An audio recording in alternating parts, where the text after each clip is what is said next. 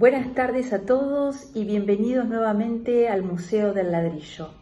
Hoy cerramos el ciclo de 4 hitos patrimoniales con la entrevista al arquitecto Jorge Prieto y una obra paradigmática del patrimonio porteño, el edificio del Correo Central, hoy CCK. Un recorrido que nos permitirá conocer las acciones llevadas a cabo para el logro del propósito buscado.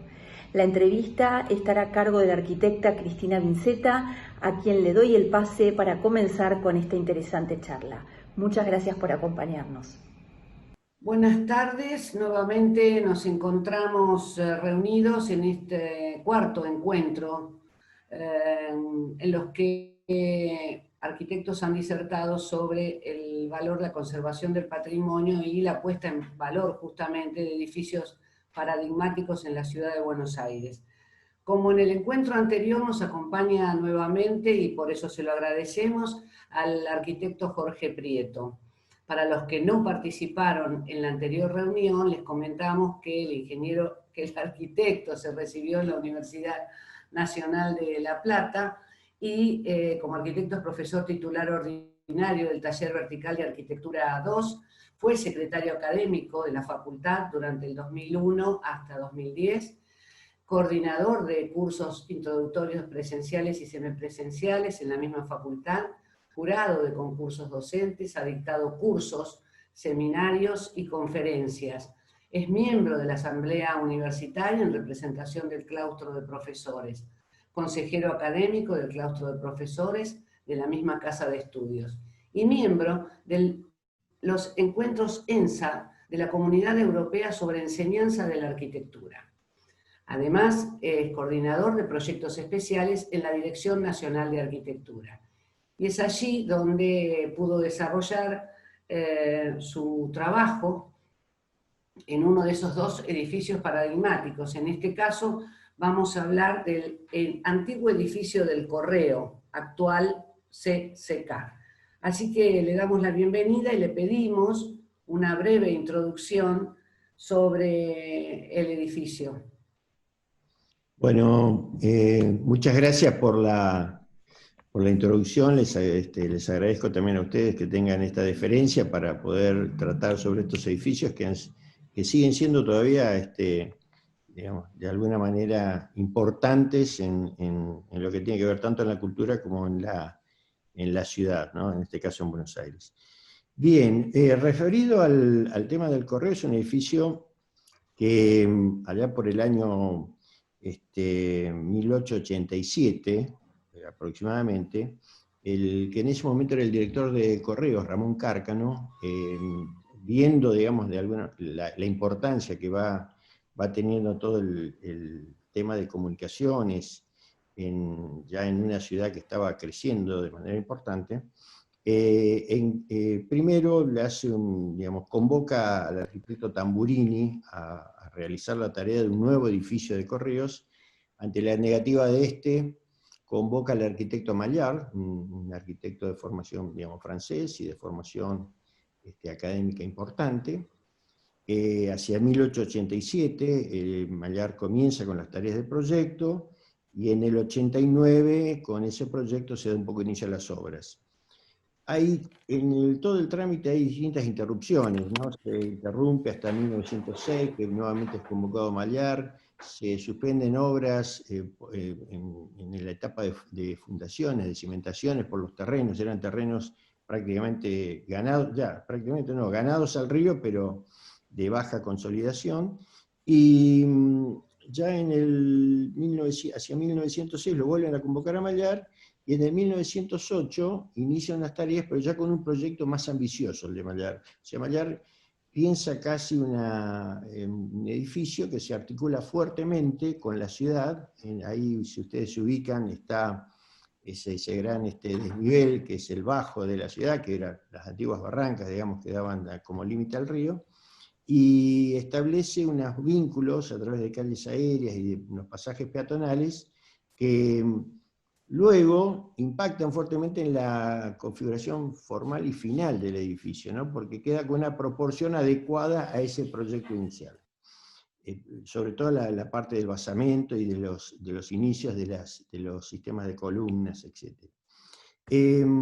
Ya para 1911, en 1908 entra también, se constituye, poco antes, pero la Dirección Nacional de Arquitectura, sobre la cual también el director de Correo de ese momento encarga las tareas conjuntas. Mallar hacia 1911 deja las tareas, abandona las obras y continúa la Dirección Nacional de Arquitectura con un colaborador directo en la parte de obras, específicamente dirección de obras, que era el Spolsky, que había venido con Mallar para ese momento. Bien, a lo largo después de algunas producto de la guerra y otras cuestiones de costos, se suspende la obra y hacia el 1923, se reinicia la obra para finalmente en el 1928 terminarla. Hasta ahí un poco lo que es el edificio que vemos con sus distintas idas y venidas, ¿no? Claro, llevó muchos años, evidentemente. Llevó muchos años y fue un edificio que también sufrió en su proyecto y digamos, hasta su finalización varias modificaciones. Es cierto que también era un edificio complejo desde el punto de vista que para ese momento, ustedes piensen que tenía un sistema de distribución neumática de correspondencia a través de unos tubos que distribuían correspondencia al área inmediata de manera más o menos rápida, eficiente, etc. O sea, tenía un cierto sentido de innovación también en los aspectos de comunicaciones, ¿no? Vendría a ser un poco, no digo el Internet de hoy, pero tenía ese peso específico respecto de poder, desde el punto de vista de las comunicaciones. Luego, mucho tiempo, continuó obviamente con su actividad, como, digamos, su función como correo. En algún momento alojó unas oficinas para la que en ese momento se encargaba de la fundación la esposa del presidente, Eva Perón. Después, producto de la intensidad de la actividad que se producía por alojar esas distintas acciones respecto de acción social y otras, se trasladó y quedó, aún hoy día se mantiene, digamos, el sitio donde ella atendía, una oficina donde ella atendía las distintas demandas sociales que se le iban presentando.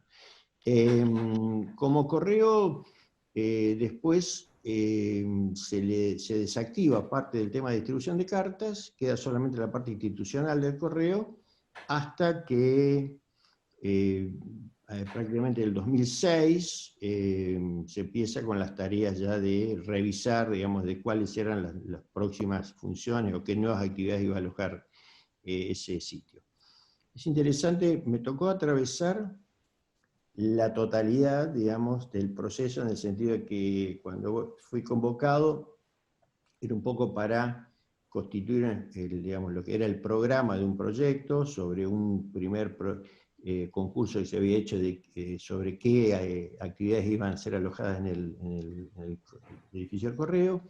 Después, rápidamente de ahí hecho el concurso, se pasó ya la etapa ganado, digamos, por el equipo del estudio de bares, ganado el concurso, se pasó a una etapa de documentación y de auditoría de esa documentación, de un proyecto ejecutivo, después a la dirección de obra y a la construcción. O sea que fue un proceso que raramente en la Argentina se constituyó como una unidad que no tuvo prácticamente solución, ¿no?, de final, sino que prácticamente fue un proceso continuo y corrido, hasta que ahora, bueno, hoy día está el edificio. En algún lugar escuché o leí la idea de edificio-objeto que va a ser transformado en edificio-ciudad, sin alterar los componentes patrimoniales. ¿En qué consiste esta nueva escala, diríamos, ¿no?, de respuesta con un edificio? Bueno, eso es interesante. Ahí,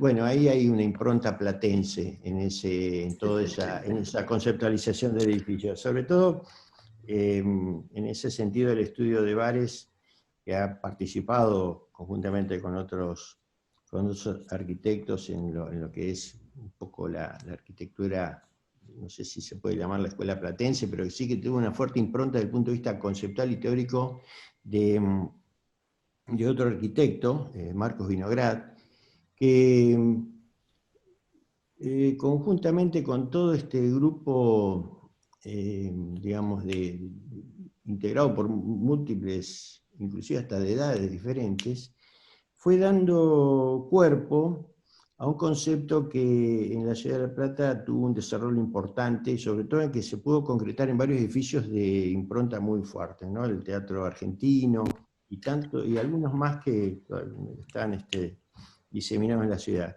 Pero en ese sentido, el concepto venía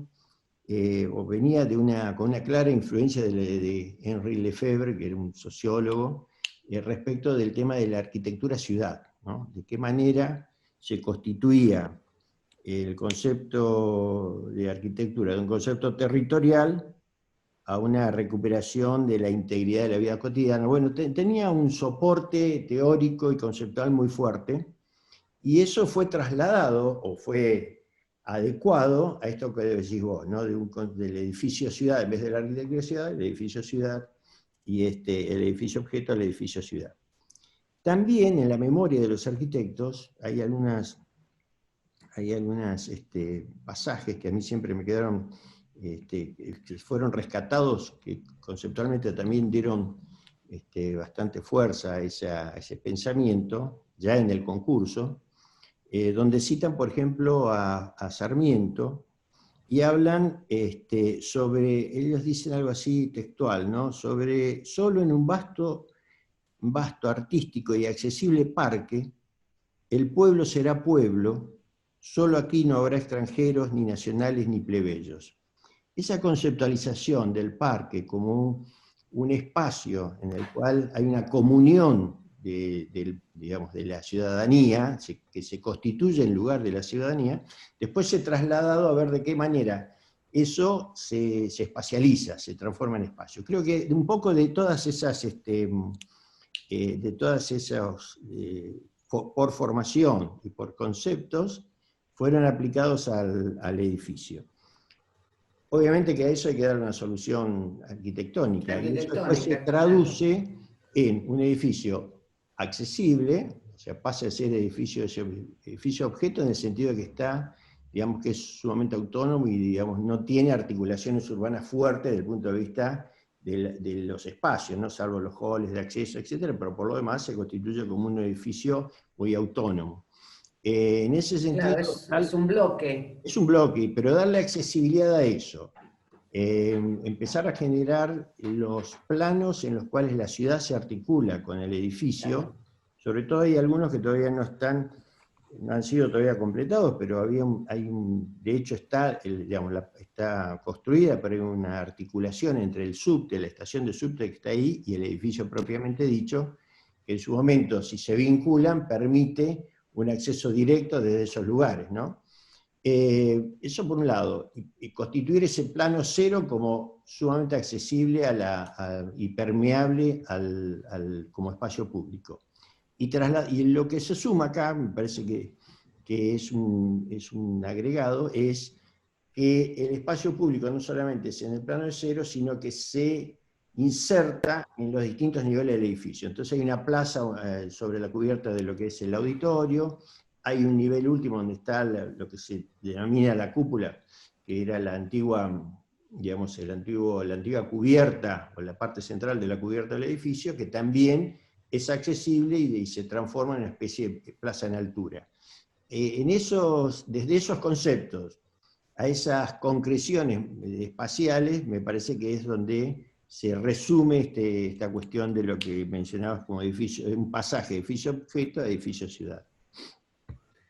¿De qué manera te parece que se lograron esas articulaciones en un edificio que tenía una función específica, que por supuesto dejó de tenerla, con un edificio que va a cumplir funciones culturales, sin dejar de perder en la memoria esa difusión sobre, bueno, qué función cumplió originalmente y qué es ahora? ¿Hay algún sector que ha quedado de aquel viejo, por decirlo de alguna manera, o antiguo Sí, museo? sí.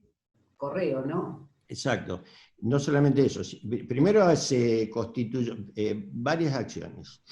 En principio, una especie de museo de sitio que da cuenta, digamos, de lo actuado durante todo el proceso de restauro del edificio. Por otro lado, se dejó, por lo menos asignada, una especie de oficina mínima para que alguna actividad que tuviera que ver con el correo se pudiera dar ahí. Y también, entendiendo, en realidad son dos edificios, ¿no? Uno lo podría conceptualizar como Claro. hay una parte operativa, que era donde hacían todo el tema de manejo y gestión de la correspondencia, y también de las encomiendas. Y por otro lado está la parte del edificio que es más institucional, digamos, ¿no? La parte noble, como se le llamaba en ese momento para identificarla. La parte noble es la cual ha sido restituida con el carácter de prístino, que es una de las categorías que utilizan los en restauro, y sobre todo declarado monumento patrimonio, digamos, patrimonio nacional en el 97, monumento histórico. Se incluye también el mobiliario como parte de esa protección. Con lo cual, ya de por sí, entrar a ese sitio y el mobiliario acompañando los espacios, hay una cierta presencia de su, Exacto. de su antiguo uso, digamos, ¿no? Claro. Muy, muy, muy interesante. ¿Cuáles fueron los... primero quisiera que nos explicara cómo se intervino el edificio. Esto de ese patio central con su malla y cómo articular un edificio nuevo con estas nuevas actividades que se proponen en el programa, ¿no? Eso me parece que fue lo interesante de este vos sabés proyecto, ¿no? Cómo insertar una solución contemporánea como es la ballena en un edificio heredado, ¿no? Era todo un desafío. Sí, ahí sí, varias cosas concurren ahí, que son previas inclusive al tema del concurso. Como había mencionado anteriormente, hubo un concurso anterior en el que se le pide a la ciudadanía, con ideas, un concurso de ideas donde que de alguna manera definan cuáles serían los usos posibles para ese edificio, sin todavía saber que iba a ser un auditorio. Termina ganando una propuesta de que ahí se instalara el Auditorio Nacional, que es la Sinfónica nunca tuvo, o sea, tocaba en el Colón, tocaba en otros ámbitos, pero nunca tuvo un edificio. Sobre todo pensando que por allá por el 1972, creo, no sé si te acordás, hubo un famoso concurso donde se concursó, lo ganaron Erwin, Varas, Lester, se concursó el edificio para la Sinfónica. Bueno, con esa deuda pendiente respecto a un espacio para alojar a la Sinfónica Nacional, gana este concurso de ideas. Se toman esas bases, se toman algunos criterios y sobre todo se toma una idea que para ese momento también, y esto sí que es novedoso, hasta te diría a nivel mundial, porque muchos tanto de los estudios de arquitectura como de los distintos, ya sea del campo de la música o del campo de la cultura que han venido al edificio, se sorprenden porque nunca encontraron, o no hay a nivel mundial por lo menos en esta escala, un edificio que conjugue los temas de la música con los temas museísticos desde el punto de vista de las exposiciones y demás cosas que tiene el edificio. Claro. Y eso tiene que ver con también un programa que venía dado en unos convenios que había con distintos museos, en los cuales se trataba de integrar una especie de museo federal, para así decirlo, y que tuviera otros ingredientes internacionales, para poder, por un lado, ser un poco la caja de resonancia y de muestra de la producción cultural y artística de la nación. Nuestro país, claro. Por otro lado, tener también aportes internacionales importantes desde el punto de vista de la plástica y demás expresiones.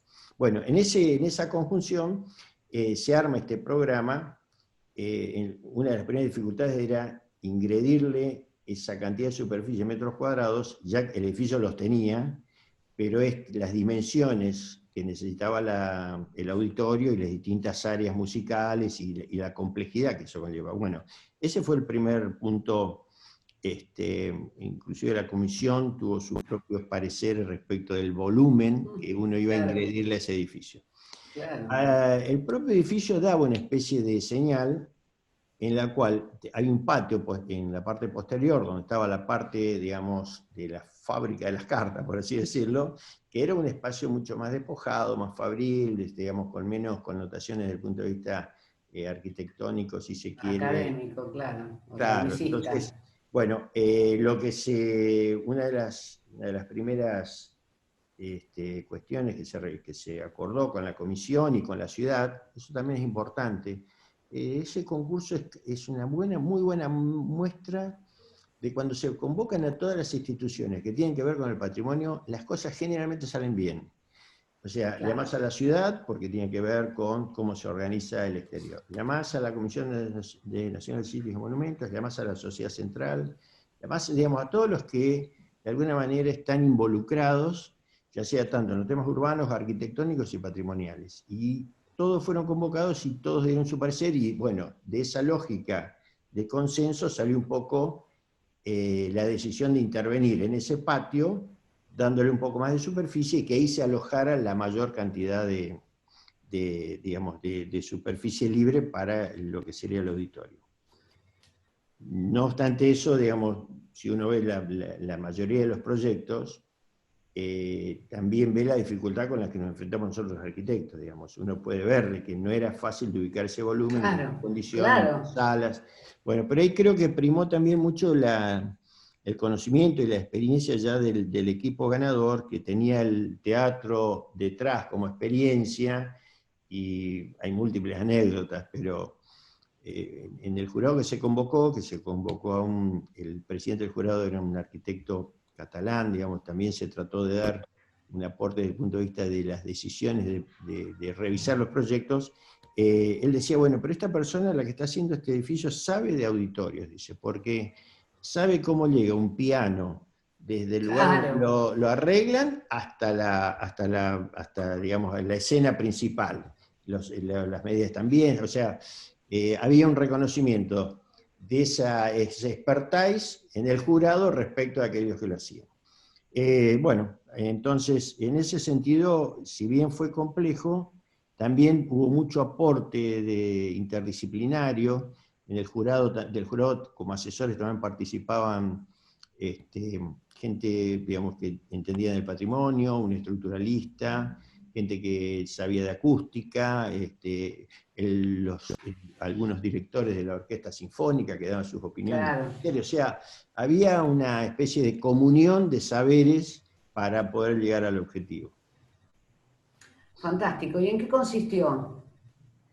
¿Qué cosa? Quiero decir, ¿cómo insertaron Bueno, ese nuevo espacio ajá, que tiene toda una imagen que rompe con el entorno, bien. como buena solución, ¿no? No se mimetizó. Por otro lado, esta cuestión de las patas y de cómo lo tenían que apoyar para sostener un volumen que en determinados momentos iba a ser importante, ¿no? De volumen y de peso. Ahí me parece, ya me estoy metiendo ya en la cabeza de los proyectistas, pero bueno, los conozco, pero ahí primaron, y viendo los proyectos que también salieron premiados, digamos, como ideas, había dos grandes volúmenes que había que manejar, no solamente era el del auditorio, sino el de un auditorio más chico, digamos, que si bien más chico también tiene presencia.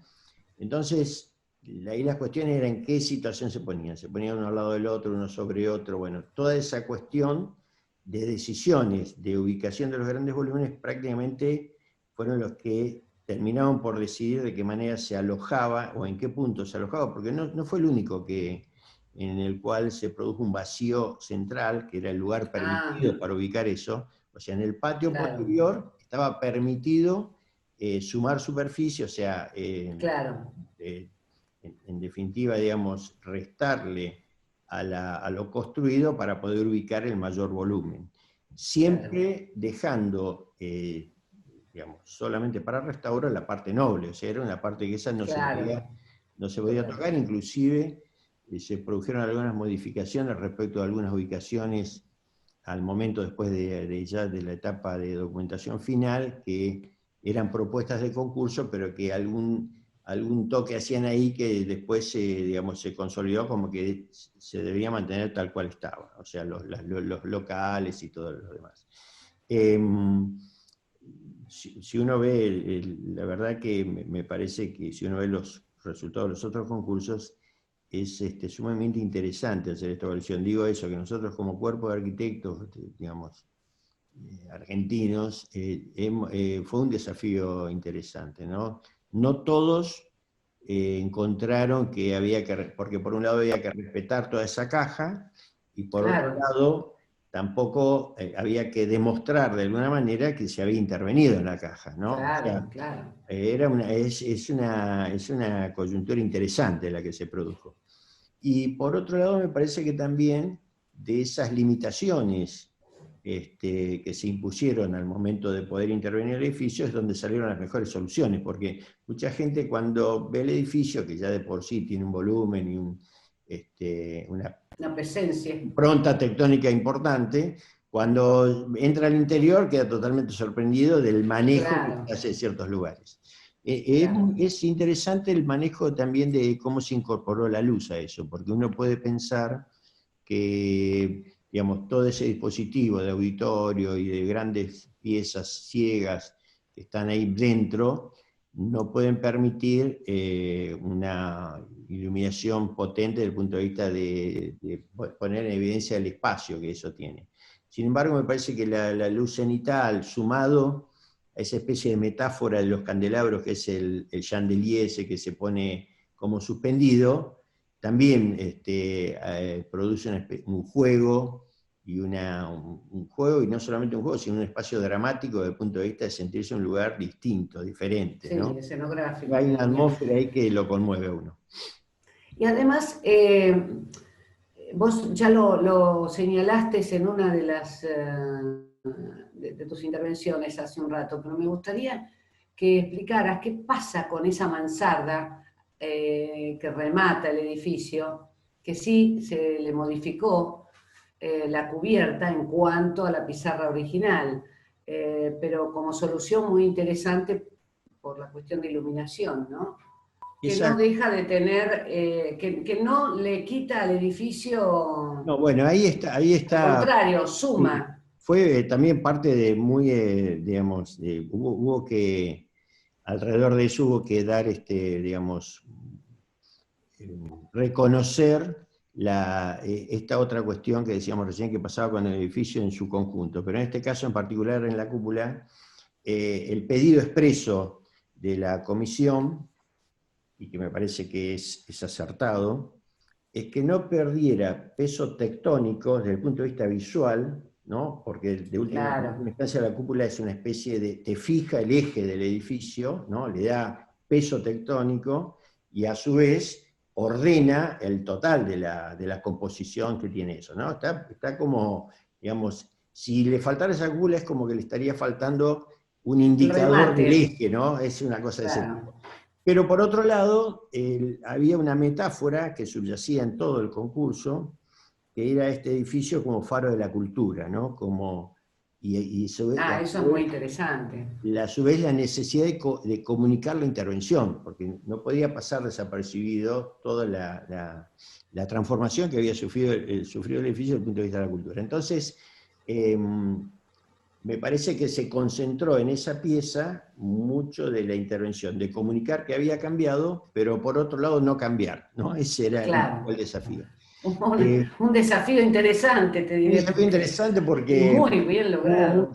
Hubo muchas propuestas, inclusive se presentaron a la comisión muchas propuestas. La primera de ellas, bueno, que después resultó siendo la final, pero con un ajuste tecnológico muy importante. La primera, bueno, totalmente transparente, ahí es donde decía que se desvanecía la cúpula, con lo cual había una parte del edificio que quedaba, más allá de que hay edificios en Berlín y en otros que tienen esa, creo que estaba inspirado en esa solución. pero en este caso a la comisión le parecía que era muy extrema desde el punto de vista del edificio. Entonces, después se empezaron a barajar varias soluciones, el estudio empezó a presentar pues, cuestiones removibles, que abrieran y cerraran, digamos.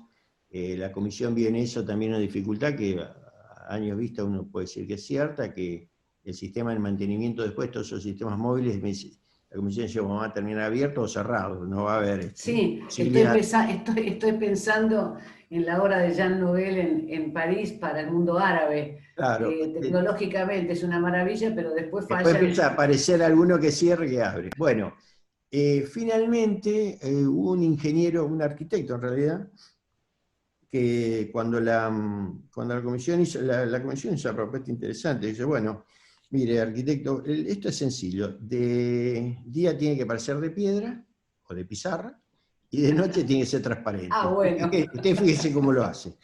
Y en ese sentido, un arquitecto, Fernando Domenech, que cuando le planteé el tema me dice, bueno, vamos a ver cómo es eso, qué sé yo, pero trajo una solución que se basa mucho, en realidad casi en las propiedades del vidrio.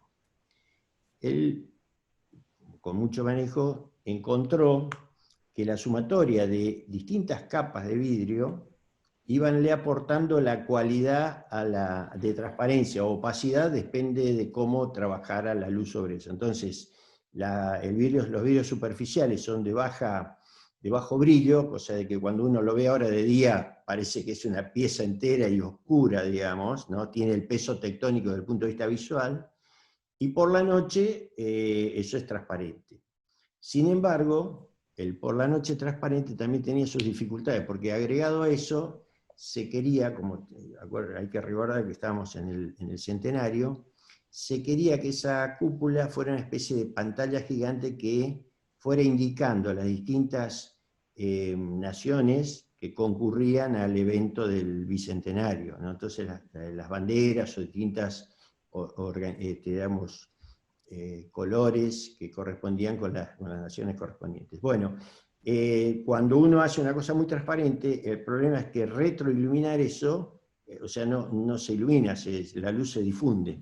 Con lo cual hubo que agregarle unas capas de micropuntos, que son los que toman el color, y cuando uno ilumina desde dentro, hacen que sea visible la luz y que digamos, de alguna manera se aparezcan los colores con los cuales... Todo eso obviamente está ordenado con un sistema de LEDs, Claro. muchos, que son los que van, como si fuera una especie de pantalla de televisión, son los que van ordenando cada uno de los colores y aparecen las distintas coloraciones. La iluminación en los edificios patrimoniales, sobre todo en este, también tiene sus dificultades porque, como bien sabés, la comisión siempre te pide que el tipo de iluminación no sea una iluminación, se parezca mucho a la iluminación natural, para que las sombras actúen de la misma manera que está pensada en todo el sistema de molduras y salientes del edificio. Con lo cual hubo que iluminar, que es lo que tiene ahora, tomar una iluminación que excediera muchas veces la de la manzana, ¿no? Se ilumina desde la calle, o sea, tiene otra dimensión. Sin embargo, me parece que está muy bien logrado. Y por otro lado, me parece que también ese espacio, cúpula, como le llaman, que han hecho varios programas y está pensado como el lugar o plaza pública más, digamos, más alta, creo que dicen, o que está más a disponibilidad del público en ese área del centro. Digamos. No hay otro lugar en el cual uno pueda acceder y visualizar el paisaje de Puerto Madero y el río y todo lo que conlleva esa vista de la ciudad de manera pública y abierta, ¿no? Discúlpame, en cuanto a lo que vos decías, no quiero perder esta idea, que tiene que ver con la iluminación. No me acuerdo a quién le escuché decir que nuestra generación fue formada como arquitectos para ver los edificios de día. Claro. Y es cierto, porque cuando teníamos que elaborar un proyecto, ¿cómo lo presentábamos? De noche nunca, No, jamás, de día claro. siempre. Y ustedes acá, o por lo que vos me estás contando, están dando respuestas al edificio de día y al edificio de noche. Es decir, recuperar la imagen de los edificios desde el atardecer en adelante, ¿no? Que eso es, Y no es una aparte, ciudad negra. y aparte te digo, por eso, rescatar en esa metáfora del faro de la cultura, digamos, tenía que haber Claro, una pieza en el edificio en el cual se resumiera, simbolizar un poco esa renovación y esa intención de transformar de digamos, de reutilizar y cargar de nuevas funciones tanto urbanas como propias de la cultura, en un edificio que tuviera una especie de marca con eso, ¿no? Entonces, un poco la cúpula vino a resumir ese tema. Me parece que también como intervención a nivel de la masa del edificio, rescata un poco el pedido de la comisión, digamos, que fuera de piedra y de cristal al mismo tiempo, digamos, una cosa difícil, pero bueno, está ahí como solución. claro. Bueno, realmente todo lo que nos has contado, interesantísimo. Yo creo que quienes hoy nos acompañan van a tener una mirada más completa de este edificio y repito, para quienes no lo conozcan todavía, cuando terminemos esta situación tan particular de estar encerrados y no poder circular, vamos a tener la posibilidad de conocerlo, o van a tener la posibilidad de conocerlo.